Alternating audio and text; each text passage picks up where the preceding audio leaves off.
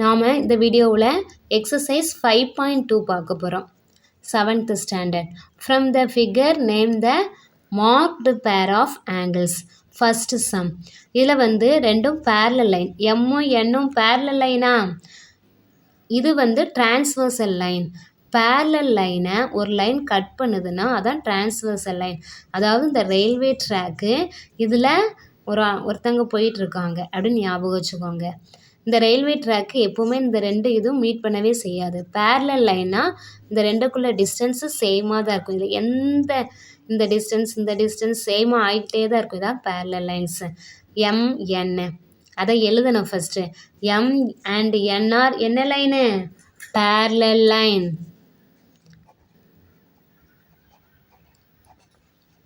Lines. And L is the இந்த இது என்னது? டிரான்ஸ்வர்சல்.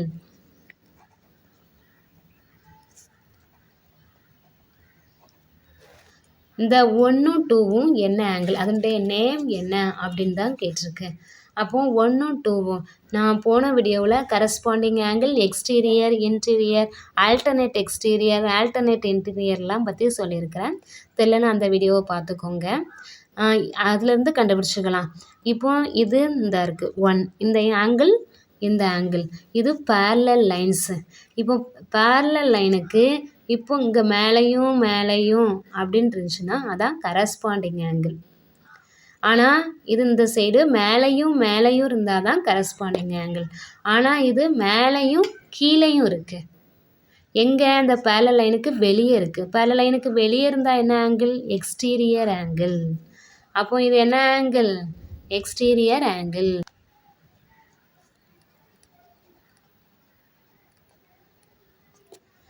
அதாவது பேரலல் லைனுக்கு ரெண்டும் வெளியே இருக்கிறதுனால இது எக்ஸ்டீரியர் ஆங்கிள்ஸ்.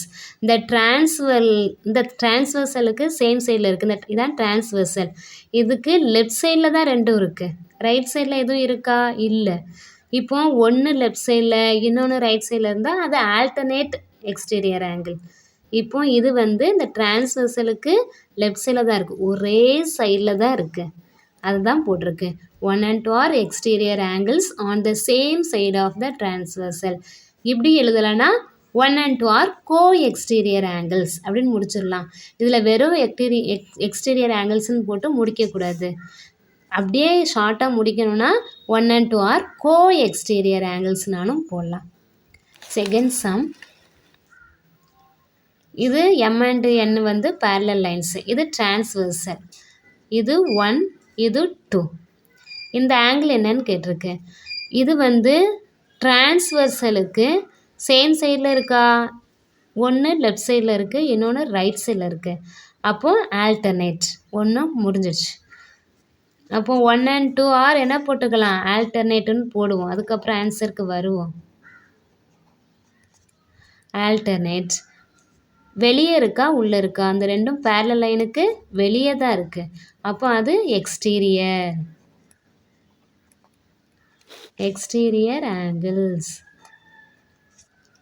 ஃபஸ்ட்டு டிரான்ஸ்வர்சலுக்கு சேம் சைடில் இருக்கான்னு பார்க்கணும். சேம் சைடில் இருந்துச்சுன்னா இந்த இப்போ இருந்ததில்ல அதே மாதிரி வரும். Exterior angles on the same side of the டிரான்ஸ்வர்சல்னு. இது சேம் சைடில் இல்லை. ஒன்று டிரான்ஸ்வர்சலுக்கு லெஃப்ட் சைடில் இருக்குது, இன்னொன்று டிரான்ஸ்வர்சலுக்கு ரைட் சைடில் இருக்குது.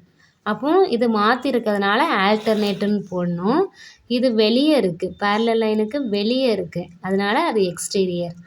Alternate exterior angles. Next third sum.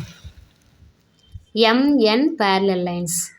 இது டிரான்ஸ்வர்சல். அதை எழுதிக்கணும். M and N are parallel lines. and L is the transversal. Next இந்த லைனை இப்படி தெரியலனா இப்படி திருப்பிக்கோங்க. இந்த ரெண்டும் பேரலல் லைனா? இந்த பேரலல் லைனுக்கு கீழே இருக்குது, இதுவும் பேரலல் லைனுக்கு கீழே தான் இருக்குது. இப்படி கீழேன்னு இருந்தால் அது என்ன ஆங்கிள்? Corresponding angle. இப்போது இந்த லைனுக்கு மேலேன்னு இருந்தாலும் கரஸ்பாண்டிங் ஆங்கிள். அது பேரலல் லைனுக்கு மேலேன்னு இருந்தாலும் கரஸ்பாண்டிங் ஆங்கிள், கீழேன்னு இருந்தாலும் கரஸ்பாண்டிங் ஆங்கிள். அது டிரான்ஸ்வர்சலுக்கு ரைட் சைட்லேயும் சொல்லலாம், டிரான்ஸ்வர்சலுக்கு லெஃப்ட் சைட்லேயும் சொல்லலாம். அப்போ 1ம் 2ம் என்ன ஆங்கிள் இதில் கரஸ்பாண்டிங் ஆங்கிள்ஸ். ஓகேயா, 1 and 2 are corresponding angles. Next third sum, fourth sum பார்ப்போமா. இதில் என்ன டயக்ராம் கொடுத்துருக்கு, MN parallel lines, L transversal. இதை இப்படி திருப்பி வச்சுக்கணும். தெரிலன்னா இப்படி திருப்பி வச்சு என்ன செய்யணும், இது வந்து parallel லைனுக்கு உள்ளே இருக்குது. உள்ளே இருந்தால் என்னது இன்டீரியர். அப்போ 1ம் 2ம் உள்ளே தான் இருக்குது. உள்ளே இருக்கான்னு பார்த்துட்டு இன்டீரியர் வந்துடணும். அது ஆல்டர்னேட் இன்டீரியரா அப்படின்னு பார்க்கணும். ஆல்டர்னேட்னா இந்த லைனுக்கு ஒன்று ரைட் சைடில் இருக்கும், இன்னொன்று லெஃப்ட் சைடில் இருக்கும். அப்போ தான் ஆல்டர்னேட். இது ஒரே சைடில் தான் இருக்குது. அப்போ அது இன்டீரியர் ஆங்கிள் தானே. அப்போ அதை அப்படி எழுதிடணும். எழுதும் போது எப்படி எழுதணும், M and N are parallel lines, 1 and 2 are interior angle on the same side of the transversal. ஒரே சைடில் இருக்கிறதுனால அப்படி எழுதணும். நெக்ஸ்ட்டு ஃபிஃப்த்து சம், எம்மும் என்னும் parallel line, எல் டிரான்ஸ்வர்சல். அதை எழுதிக்கணும், M and N are parallel lines. parallel line இருந்தால் தான் இந்த இதெல்லாம் எழுத முடியும். அதுக்காக எல் இஸ் த டிரான்ஸ்வர்சல். அப்போ parallel line எழுதிக்கணும், டிரான்ஸ்வர்சலும் எழுதிக்கணும். எழுதிட்டு இந்த இது என்னது 1 2 ஆங்கிள் பார்க்கணும். இந்த டிரான்ஸ்வர்சல் தான் இருக்கா, இந்த டிரான்ஸ்வர்சலுக்கு ஒன்று லெஃப்ட் சைடில் இருக்குது, இன்னொன்று ரைட் சைடில் இருக்குது. அப்போ ஒன்று இந்த டிரான்ஸ்வர்சலுக்கு ஒரு ஆங்கிள் லெஃப்ட் சைடில் இருக்குது, இன்னொரு ஆங்கிள் ரைட் சைடில் இருக்குது. அப்படி இருந்தாலே ஃபஸ்ட்டு எப்படி எழுதணும், ஆல்டர்னேட்னு எழுதணும். அப்போ ஆல்டர்னேட்னு எழுதிக்கணும். ஆல்டர்னேட்டுக்கு அப்புறம் இன்டீரியரா எக்ஸ்டீரியரான்னு பார்க்கணும். இந்த parallel லைனுக்கு உள்ளே இருந்தால் அது இன்டீரியர். அப்போ ஆல்டர்னேட் இன்டீரியர் ஆங்கிள்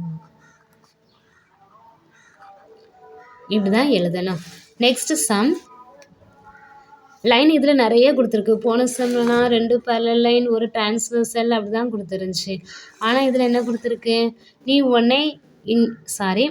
உடனே இதில் எம்மும் என்னும் parallel லைன் அப்படின்னு எழுத முடியுமானா முடியாது. இந்த ரெண்டும் பேரலாவாக இருக்குது இல்லை. எப்படின்னா இதுக்குள்ளே டிஸ்டன்ஸு சின்னதாக இருக்குது, ஆனால் இந்த ரெண்டுக்குள்ளே டிஸ்டன்ஸு பெருசாக இருக்குது. அப்போ எம்மும் என்னும் parallel லைன் எழுதக்கூடாது. நமக்கு இதில் என்ன கொஸ்டின் கேட்டிருக்காங்க, இந்த ஆங்கிள் தான் கேட்டிருக்காங்க. இது ஆங்கிள் 1, இது ஆங்கிள் 2. அப்போ அந்த 2 லைனை மட்டும் எழுதணும். ஓவையும் எடுத்துக்கணும், கியூவையும் எடுத்துக்கணும். அப்போ ஓவும் கியூவும் எப்படி இருக்குது, ஆர் parallel lines அப்படின்னு எழுதணும். PARA parallel lines எழுதியாச்சா. அதுக்கப்புறம் அது இந்த parallel லைனை எது கட் பண்ணுது, இந்த எண்ணு தானே கட் பண்ணுது. நமக்கு அந்த ஆங்கிள் தானே தேவை. இப்போ எம் எழுத முடியாது, நமக்கு ஆங்கிள் வந்து எண்ணில் தான் மேக் ஆகுது. அப்போது இந்த எண்ணை தான் எழுதணும்.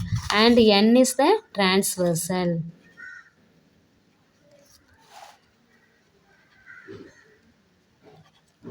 அப்போ 1ம் 2ம் என்ன ஆங்கிள்னு கேட்டிருக்கு. அப்போ நம்ம வேறு எதுவுமே இந்த ரெட் கலர் லைன்லாம் பார்க்க வேண்டாம். அப்போ நம்ம ஓ லைனு, கியூ லைனு, என் லைனு, இந்த 3 லைனை மட்டும்தான் பார்க்கணும். பார்த்துட்டு இந்த ஓவையும் கியூவையும் மட்டும் பார்க்கணும். ஓக்யூ தான் parallel லைன்ஸு. அப்போது இந்த லைனை மட்டும் பார்க்கும்போது இந்த லைனை மட்டும் தானே பார்க்கணும். இந்த லைனுக்கு இது ஒரு ஆங்கிள் உள்ளே இருக்குது, ஒரு ஆங்கிள் வெளியே இருக்குது. ஓகேயா, அப்போ நம்ம என்ன எழுத முடியாது, இது ஒரு ஆங்கிள் உள்ளே இருக்குது, ஒரு ஆங்கிள் வெளியே இருக்குது. இந்த parallel லைனுக்கு கீழே தான் இருக்குது. 2 ஆங்கிளும் எப்படி இருக்குது, parallel லைனுக்கு கீழே தான் இருக்குது. இந்த ஆங்கிளும் parallel லைனுக்கு கீழே தான் இருக்குது, இந்த ஆங்கிளும் இந்த parallel லைனுக்கு கீழே தான் இருக்குது. இப்படி கீழே கீழேன்னு இருந்தால் நம்ம எப்படி எழுதணும், கரஸ்பாண்டிங் ஆங்கிள். அதாவது parallel லைனுக்கு மேலேன்னு இருந்தாலும் கரஸ்பாண்டிங் ஆங்கிள், parallel லைனுக்கு கீழே அப்படின்னு சேமாக இருந்தாலே அது என்ன ஆங்கிள், கரஸ்பாண்டிங் ஆங்கிள் அப்படின்னு தான் எழுதணும்.